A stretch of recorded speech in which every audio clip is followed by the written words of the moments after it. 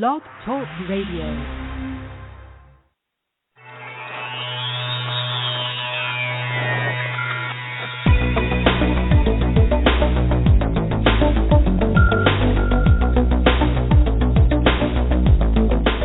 Across the country and around the world, streaming live on the internet, it's Real Estate Coaching Radio, bringing you the latest news, interviews, and secrets of the top producers. Hosted by award-winning real estate coaches, Tim and Julie Harris. Welcome back. It's Tim and Julie Harris, and this is Real Estate Coaching Radio, your unfiltered, full-strength honesty about, frankly, how you can make money and get into action helping people in the real estate industry. So I've been receiving a lot of requests and conversations we've been having on our free coaching calls over really the past 2 weeks. And I have to say the nature of those calls has been of great interest to me. Price changes. You guys are asking questions that are clearly indicating to us that you guys don't know how to do price changes. You don't have any scripts. You don't have any techniques. You really have no clue how to essentially lower the price on a seller's house so that you can get it sold. And I understand why. In many cases, you guys have never had to do price changes. You've always sold in what was an ever upwardly improving market. Some of you, this is what's really fascinating actually from our perspective, is you sold during the boom, no price changes needed. Then you were smart and you got into the distress space. You started doing short sales, you started doing REOs, no price change skills needed there either. And then what you have follow? The market started to improve. There was not a lot of inventory for sale. Sellers' houses could even be overpriced in many cases. And still, you would not have to learn price change scripts because guess why? The houses would still sell themselves. So it occurred to me that many of you guys have never, rightfully, to your credit, you've been lucky, to be honest with you, have never had to learn how to do price change. So maybe the occasional adjustment for some, inconsequential amount, but you really don't know what it's like to sell in a marketplace where, sellers' homes do require pretty fierce price changes. It's an interesting topic of today's radio show, and it's what we're going to be focusing on. So today's radio show is going to drill down specifically on techniques and scripts and things you can say to the sellers, but really it all starts with a mindset. It starts with a mindset about really what a price change is. So here's what I want you to think about. When you're listing a property, you are being entrusted, obviously, to list the property and get it sold. Don't make the assumption, please write these points down, don't make the assumption that the seller's number one priority is highest price. What? A lot of you are going like, what are you talking about, Tim? Of course it is. It's not. In many cases, a motivated seller's true motivation is not the highest price. It's getting the problem solved, getting the house sold. So I want you to at least have that thought bouncing around in your brain so you can conceive the fact that in some cases, what matters most to the seller is not price. That in itself is going to hopefully start some conversation within you and with your sellers that will allow you to sell houses quicker without overpricing them in the first place. The second thought I have for you with regards to price is that the best time to price a house correctly, this is sort of like duh advice here, right, is when you take the listing. Now, we sold real estate. We sold thousands of homes, and I understand not every time can you actually price a house where you'd like it to be priced because why? This seller has a inflated perception of their home's value, or in many cases, another agent has told them or other agents have told the seller the house is worth more than it is. And so some of you guys get confused about what to do in those situations. So let's take care of that one first, and then the last thing I'm going to talk about is seller ego, and then we're going to get some of the specific scripts and techniques. So what happens when you have a seller that has, let's just do this backwards, has an inflated perception of their house's value? How do you basically bring them down to earth if you have to overprice it? If you have to take the listing, if the seller says basically list it at my price or don't list it at all, you have to obviously list it at their price. But do so planting the seed that though you're confident that the house is a great house and that it's worth what the seller thinks it's worth, it's the perception of the buyers that matters. So, true story. We went on a listing appointment. Now, this was forever ago. And we were told, we went on the house, obviously listing appointment. We told the seller what the market price in the house was. We priced it correctly. We didn't overprice it. We didn't underprice it. But prior to our listing appointment, another agent had told them that it was worth like tens of thousands of dollars more. So we wanted the listing. We knew it could sell. We explained it to the seller. Listen, it was possible that it was worth more. If I remember correctly, the lot was bigger. It had some things about it that were unique. So it's possible that a buyer would put more value on it. I didn't know. And, I didn't think it would. And we were honest with the seller. We said, Mr. Seller, in this particular case, we see that the house has some exceptional features, and we can maybe see that this house would be worth more. So let's just do this. Let's go ahead and list it at the price that you want. Remember, it was like $20,000 more than what we were thinking it was worth. And then after 2 weeks or 10 showings, if we don't have any offers, then you know what? We'll adjust the price accordingly. Well, what happened was the seller agreed. They listed the house with us, and then they called us the next day, and they were mad. And why were they mad?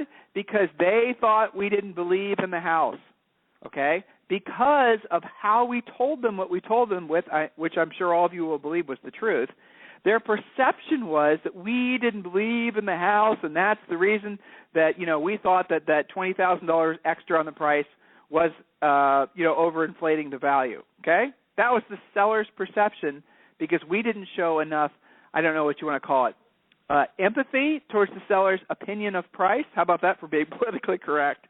So what we learned from that experience was every time you go on a listing appointment, even if you have to take it over price, yes, you tell the seller the truth about price. Yes, you tell the seller, if you have to take it slightly over price, that you will take it slightly over price. But don't make the mistake we did in basically delivering it to them kind of, analytically. Deliver it to them in such a way that they realize that you are on the same page as them, that you have, you believe in the house, you can see the added value in the house.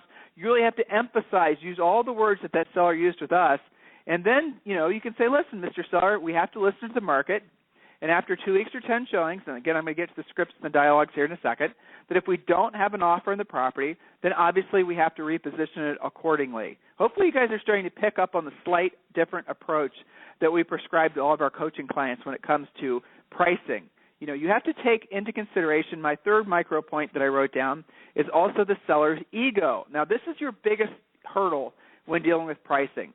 If I were to ask all of you, why do sellers overprice? I'm asking you that question now. Why do sellers overprice when knowing the CMA and maybe even an appraisal says it's worth one thing? Why would a seller choose to overprice? The obvious answer is, well, they're greedy, right? And maybe some cases that's true. But the reality of it is that sellers will overprice 9 times out of 10 because, yes, they want more money, but it's because of their egos. Their ego, right? Their house is better. Their house, even though on paper it's an exact comp for the 10 others that you just showed them, their house is better. Why? Because of whatever reason that they've told themselves it's better. So when you're dealing with a seller, you have to remember that even if it's a house that they have to sell, that maybe the exception would be a pure investment property, but for the most part, it's a personal item. It's where they've raised their kids. It's where they've raised their families. It's where they chose this house, originally because there was some attribute about it. And if you lose focus on the fact that these people have literally invested part of their very souls in this property and you just approach it analytically, you will come right face-to-face with their egos when it comes to pricing. So you have to be, I think, sensitive to the fact that this is a personal item of theirs. And in some cases, even if they're moving up in price, even if they're moving to a better part of the country or a better community, they do have an ego attachment to it. Now, am I telling you to do anything differently that you normally do when it comes to correctly pricing a house? No. What I'm asking you to do is take into consideration what's really behind some of these sellers' desire to overprice. It's their egos. You do have to pander to their egos. And one of the best ways to pandering to an ego when someone's not thinking clearly is you have to be very sensitive to how you react to their statements. My house is better because it's got a great lot, for example. Well, Mr. Seller, I agree. This is a fantastic lot, probably the best thing in the neighborhood.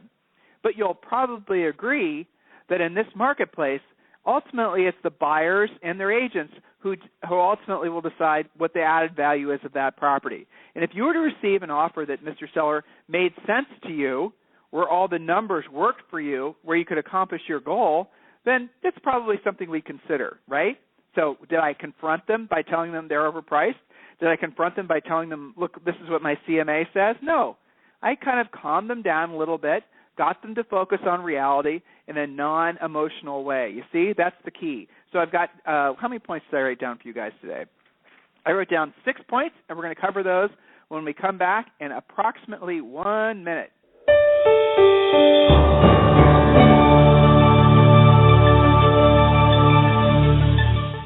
Is coaching right for you? And how can I guarantee it will work for me? Chances are you are asking yourself those questions right now. I'll answer those critical questions for you in just a moment. But first, let's be honest about something you may have always suspected. You've probably always known that the nation's top 1% of realtors, you know, those millionaire agents you see on TV, they possess a secret knowledge that the other 99% of agents do not have. Where did they learn what they know? And more importantly, how did they learn how to put this closely guarded information into money-making action? It's simple. They have a coach. Not just any coach. The nation's mega millions, top 1% of the realtors know that in order to maintain their almost unfair advantage, that they must have their own personal coach, a proven, market-tested coach who has truly walked in their shoes, a coach who has worked with many of the nation's leading agents. At this point, you're probably ready to maybe try coaching. However, you don't want to be unfairly locked into a long-term ball and chain that coaching contracts can give you. It just makes sense that you should be able to try it before you buy it. Even more importantly, you want to have a coach who is the best of the best, not someone who is simply assigned to you or, even worse, has never sold real estate. Can you imagine? If this is you, I have something for you right now that is exactly what you have been looking for. For the next 48 hours, Tim and Julie Harris Real Estate Coaching is offering you a free coaching call. This is a real coaching call with a real Tim and Julie Harris coach. Now, while you are thinking about it, why don't you visit us online at freecoachingcallsforagents.com to get started. Once again, that is freecoachingcallsforagents.com. Now, let's be clear. This exclusive coaching opportunity is only available for the first 50 realtors who are stone cold serious about their real estate business and know that in order to succeed at the highest level, they must hire a coach. So don't wait any longer. Take action now and visit us again at freecoachingcallsforagents.com to schedule your free coaching call. Again, that's freecoachingcallsforagents.com. Thanks so much. See y'all soon. Okay, we are back. And again, we're focusing today on price changes. Now, price changes, again, there's a black art to it. I'm not going to lie. And it does start before you take the listing. It does start when you're in that, I call it the honeymoon phase of the listing, when the seller still loves you. You do have to lay the groundwork. A couple scripts I want you guys to write down. And they're very basic, but they're important. And you can interject these into conversations you have with the seller, you know, when you're updating them on their home brochures or their showing requests or whatnot. But it is important that you do this so that when you actually have to call them about pricing, that they're not surprised. You've told them ahead of time. So one of the scripts would be, Mr. Seller, now remember, these are interjecting into the conversation type scripts. So Mr. Seller, according to the National Association of Realtors, after 2 weeks or 10 showings, whichever comes first, if you don't have an offer on the property, it's at least 10% overpriced, right? Now, you can adjust that, too, because there's been other studies that have said that, you know, after a week, if you don't have an offer in certain market conditions, that it's as much as 5%. So, you know your local market conditions, but at the end of the day, 2 weeks, 10 showings, no offer, 10%. That's the first thing I want you to mention to the seller. Now, the other thing, and you guys have heard me say this a couple times already on today's radio show, never, ever, ever, ever, ever say price change. Just remove that, erase from your vocabulary. Never say price change. Why? Because those words, when you call a seller and even mention the word price change, those are like war words. Those are the types of words that just make everybody mad, you know? Those are like, you know, walking into a Republican National Convention and basically saying, we're here to take your guns away, or walking into a Democratic convention and say, we're here to, you guys get the idea. I'm not trying to be political. I'm trying to be funny. Poorly, I realize. But you get the point, right? The point is don't say price changes to sellers. when you're talking to a seller, instead of price change, say, reposition the house on the market to correctly reflect the buyer's expectations. Simple. Mr. Seller, here's putting the two together. According to the National Association of Realtors, after 2 weeks or 10 showings, if we don't have an offer on your property, we have to reposition the house on the market to more correctly reflect the buyer's expectations. So, Mr. Seller, over the next 2 weeks, very important 2 weeks, and if we don't have any offers in the first 2 weeks, then we will have to circle the wagons and look at repositioning the house on the market. Okay? Now, guys, you say that when you take the listing, after the contract's signed. Even if you do think you priced it correctly, you still have to tell the seller that. Why? Because the market could change around you. You could tell the seller this too. So if the seller were to come back at you and say, well, I thought we're pricing this correctly, and Mr. Seller, for today's market, we absolutely are pricing it correctly. There's no doubt we're pricing it correctly. But tomorrow, something could change. For example, Mr. Seller, the house actually might increase in value because maybe all of our competitors come off the market. A local company reports that they're going to be on big hiring binge. And as a result of that, basically, there's not enough inventory. There's more buyers than there are sellers. And your house actually could be priced too low. In that case, Mr. Seller, we might want to consider raising the price. So, Mr. Seller, the opposite is also true, that if for some reason the house weren't to sell, in the first 2 weeks or 10 showings, and we were then to find out that a whole bunch of your neighbors' houses have come for sale, then, Mr. Seller, obviously in that situation, we need to really be serious about repositioning the house on the market to more correctly reflect the buyer's expectations. And in this day and age of black swan events, those would be things that no one expects to happen but sort of have a cataclysmic effect on people's mindsets, the economy and whatnot. It's not unusual for kind of oddball things to happen that will directly reflect the housing market. We've all lived through lots of those together, many of us, those of you who've been with us for a long time.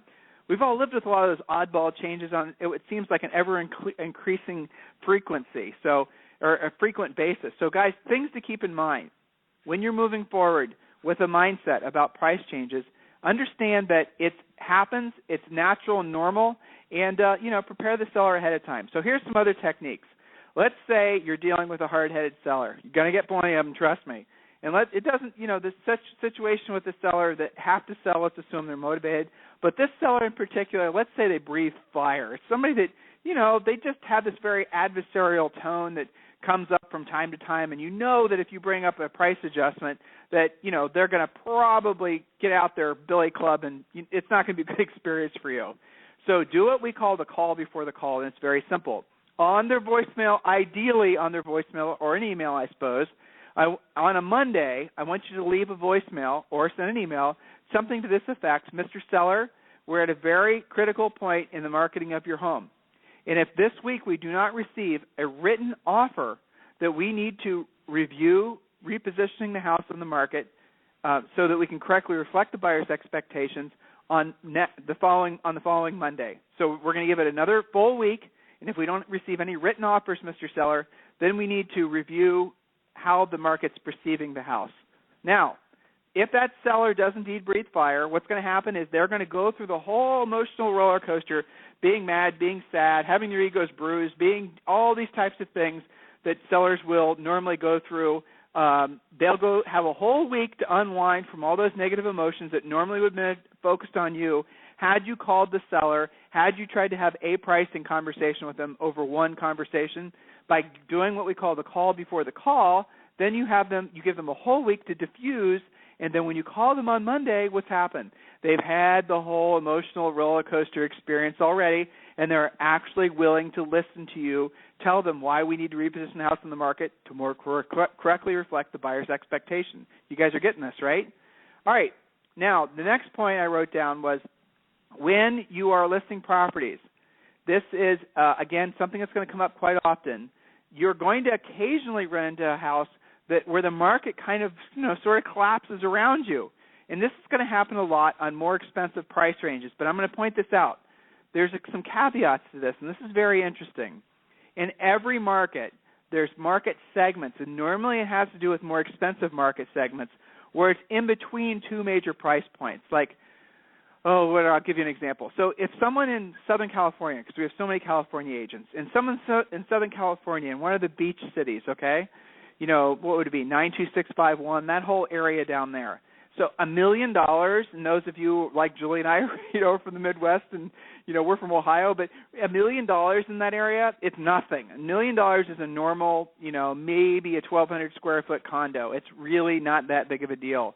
But the interesting thing about that price point is that you're dealing with a property that's probably not that great, probably doesn't have that great of a view, and is going to generally be a house that somebody who's looking up to 1.5 or maybe 1.7, or someone who's looking maybe in the 800 to 900 range, they're all going to be basically the lower end guy, if you can call that price range lower end, might look up to that property for sale, and the upper end guy is going to look down to that property for sale. The point is that it's a funky price range. Those of you who've been in real estate for a long time, you know what I'm talking about.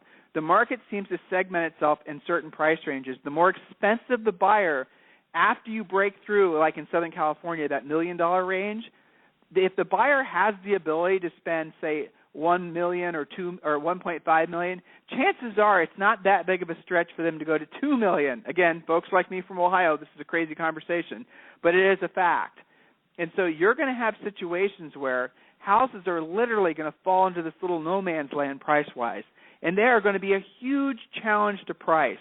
So when you have properties like that, and you're dealing with this kind of oddball price range with oddball kind of sellers, you're going to have to be ready for a lot of pricing conversations, because those properties are very challenging to price, because you're getting compared to nicer stuff, and the people that are looking up to that house are not necessarily able to afford it.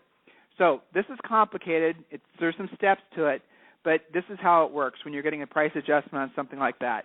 Again, this is the assumption that you're in one of these properties that even in a great market it's hard to sell because of the nature of what it is. It's the pricing, it's the condition, it's the location, all those types of things. Well, you know what? I'm going to take a quick side trip. I'm going to give you this other script first, because this is an important one. Mr. Seller, when you're pricing real estate, it comes down to three things: price, condition, and location. So, Mr. Seller, let me ask you a couple questions.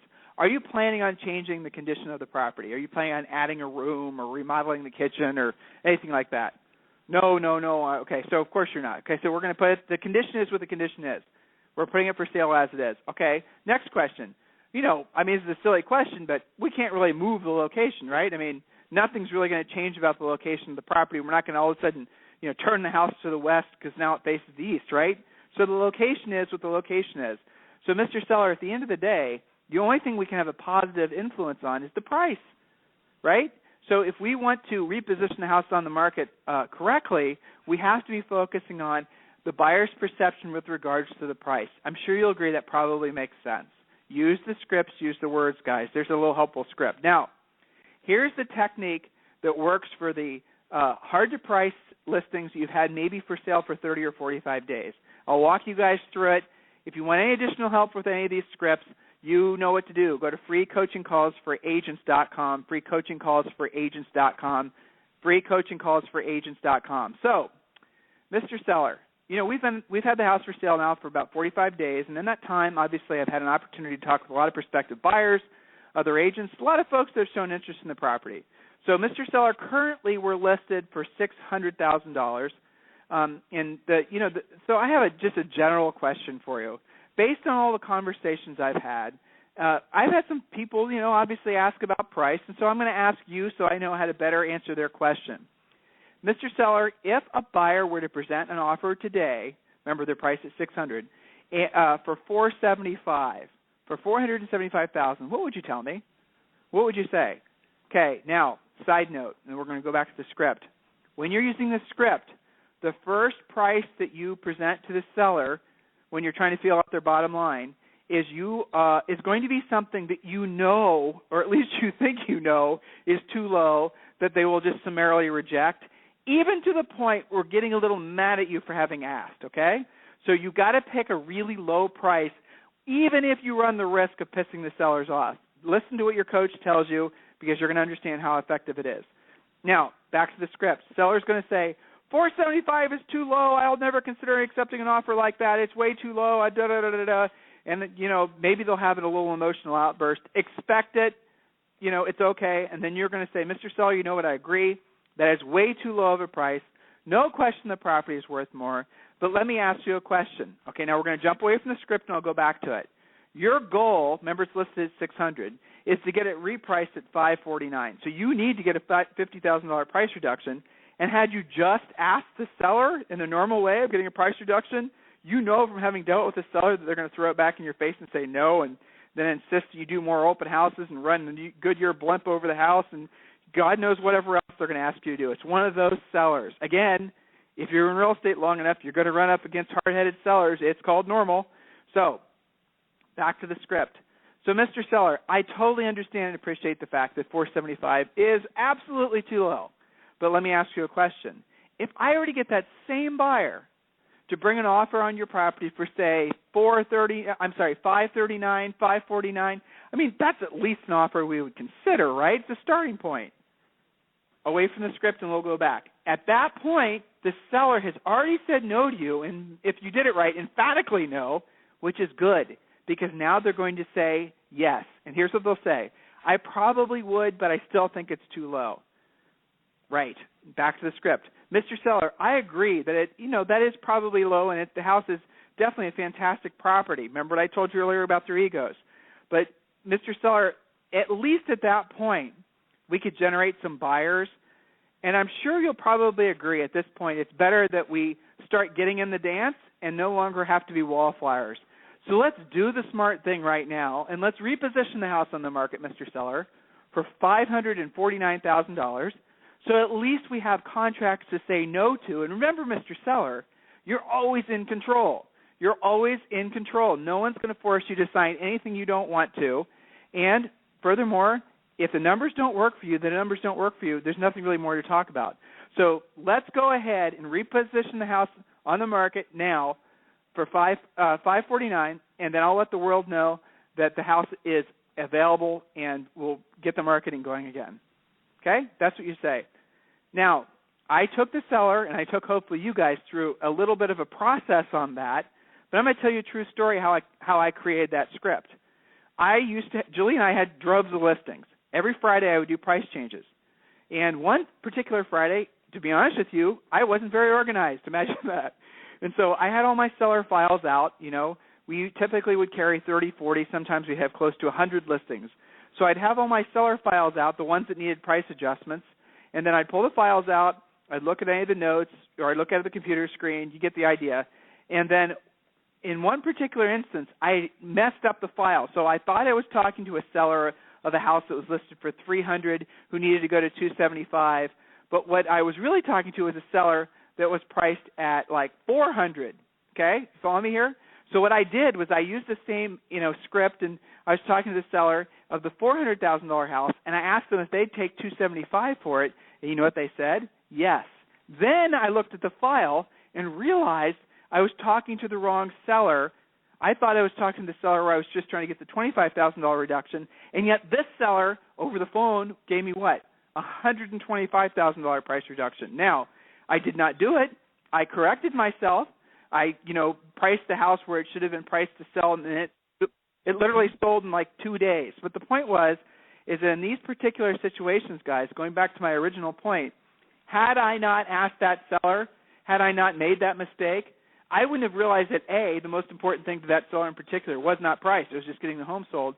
But, B, I also wouldn't have been able to create this great script that hopefully all of you guys will be able to use to get your listings priced right.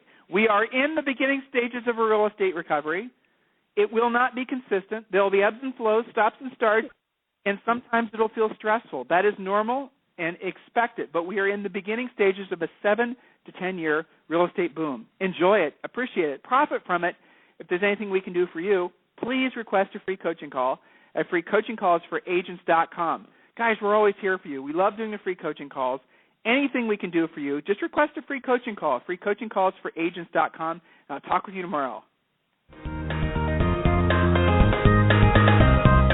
This program has been a presentation by Tim and Julie Harris, Real Estate Coaching. For more information on our real estate coaching and training programs, visit our website at timandjulieharris.com.